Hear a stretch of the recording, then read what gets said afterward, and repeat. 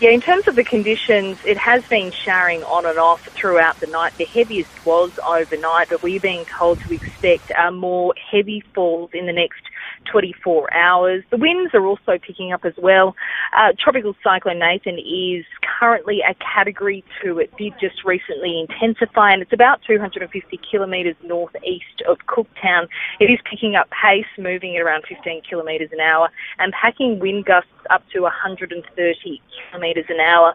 The cyclone warning is still in place now. That's stretching from Colin all the way down to Cape Tribulation, including where we are here in Cooktown.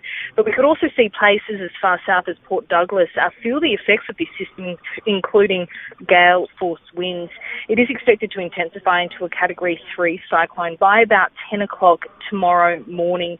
In terms of whether it will cross the coast, well, at the moment the Bureau does believe that is unlikely. Looking at its tracking path, it appears that it's going to late tomorrow do a U-turn and then head back out into the Coral Sea away from the coast. So I guess there is good news there, but as I mentioned earlier, we are expecting some very, very heavy falls and flash flooding as far south as Cardwell.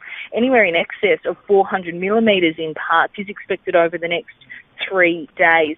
Earlier today we went down to the wharf here at Cooktown and it was a hive of activity. Plenty of fishing boats are coming in off the sea to get a bit of protection before the storm moves in closer to the coast.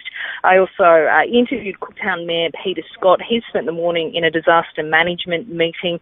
They're well and truly prepared. They've brought in a swift water rescue crew as well as 4 extra paramedics in case anyone gets into trouble. But they said, they're used to these kind of conditions up here. They're used to the heavy falls, but they're not leaving anything to chance.